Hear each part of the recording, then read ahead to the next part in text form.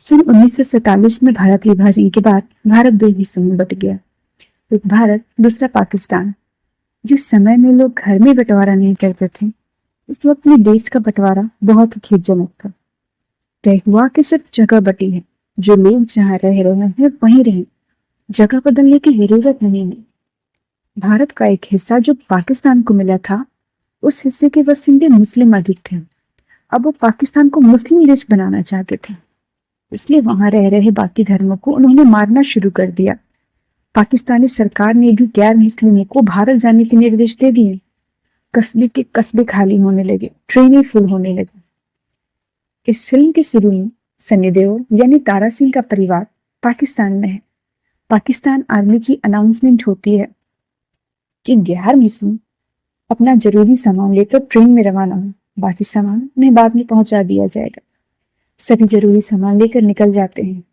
वे जानते हैं कि वहां के मुस्लिमों का रवैया औरतों और मर्दों के प्रति किस प्रकार का है। तारा सिंह के पिता अपनी दोनों बेटियों को जहर की पुड़िया देते हैं और कहते हैं कि अगर मुसलमान से घिरी तो जहर खा लेना। इतनी भारी भीड़ में ट्रेन में सभी सवार होते हैं, पर ट्रेन रवाना होने से पहले हथियार लिए मुसलमानों की भीड़ ट्रेन में सवारों पर हमला कर देती है। वे औरतों का रेप कर कत्ल करते थे और मर्दों, बूढ़े बच्चों को बेरहम हत्या। तारा सिंह की भी एक बहन जहर खा लेती है और एक दरिंदे मुसलमान के हत्थे चढ़ जाती है। ट्रेन जब भारत पहुंचती है तो उसमें सिर्फ लाशें होती हैं।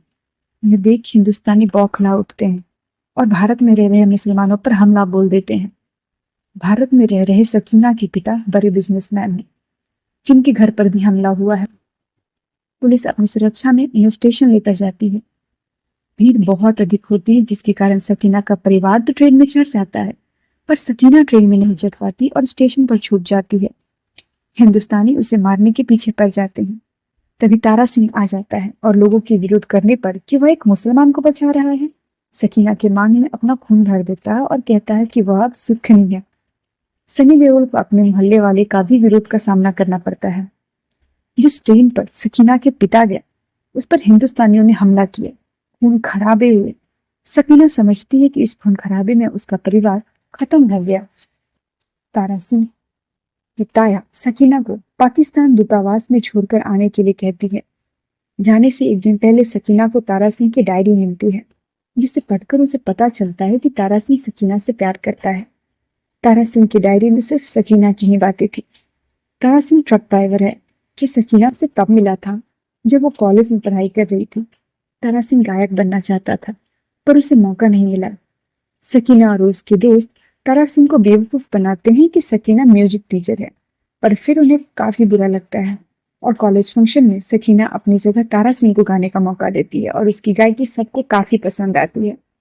कॉलेज में अपनी पढ़ाई पूरी करने के बाद सकीना, जो कि हॉस्टल में रह रही थी, अपने घर चली जाती है। तारा सिंह उसे ताजमहल का शोपीस उपहार के रूप में देता है। अगले दिन दूतावास जाने के रास्ते में सकीना तारा सिंह की पत्नी बनने के लिए कहती है।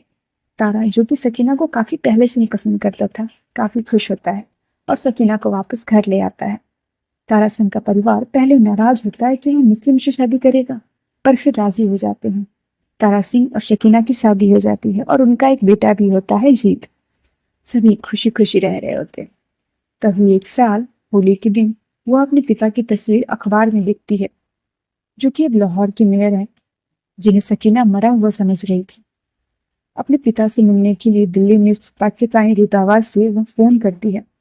सकीना के पिता सकीना का वीजा बनवा उसे दिल्ली एयरपोर्ट पर लेने आते हैं, पर प्लेन से नीचे नहीं उतरते। वे सकीना के बेटे का वीजा नहीं बनवाते। सकीना को कहा जाता है कि सिग्नेचर गलती से छूट गया।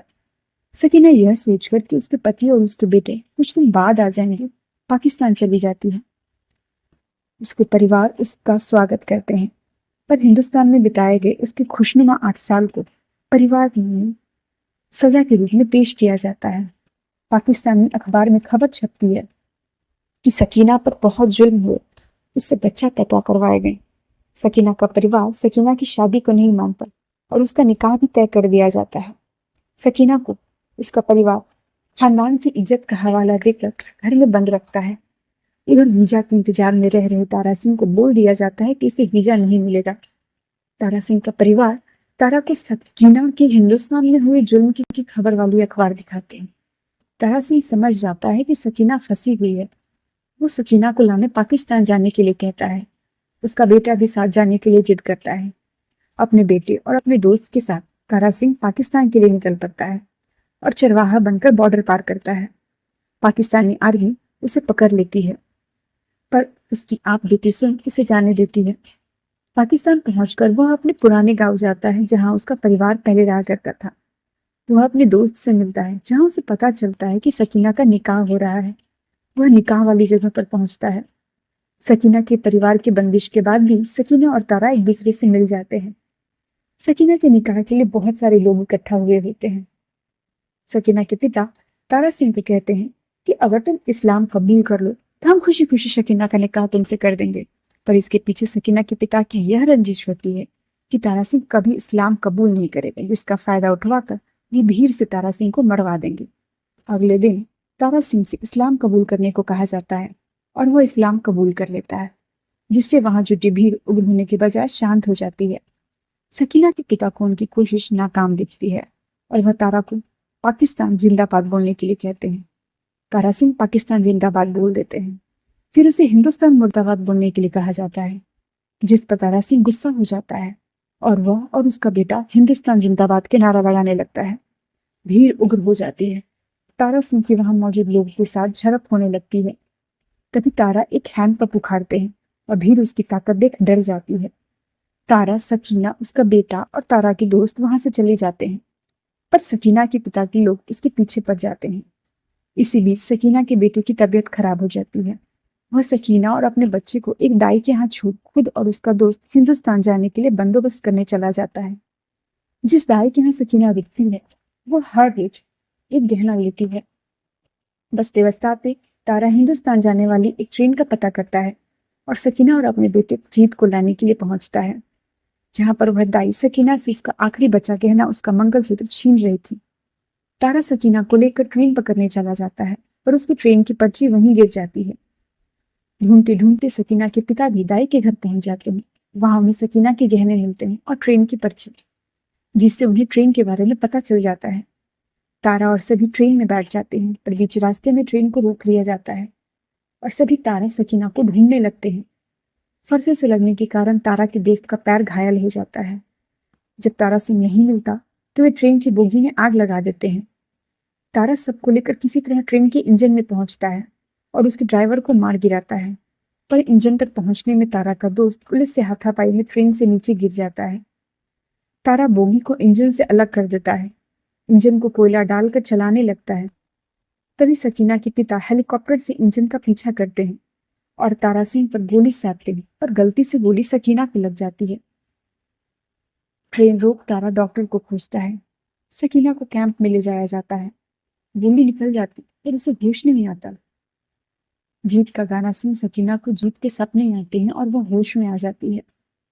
सकीना के पिता को अपनी बेटी की हालत देख बहुत पछतावा होता है और वो तारा और सकीना से माफी मांगते हैं। उधर तारा का दोस्त भी बैसाखी लिए लौट आता है। सभी भारत आ जाते हैं और सब उनका स्वागत करते हैं और मूवी की हैप्पी एंडिंग हो जाती है।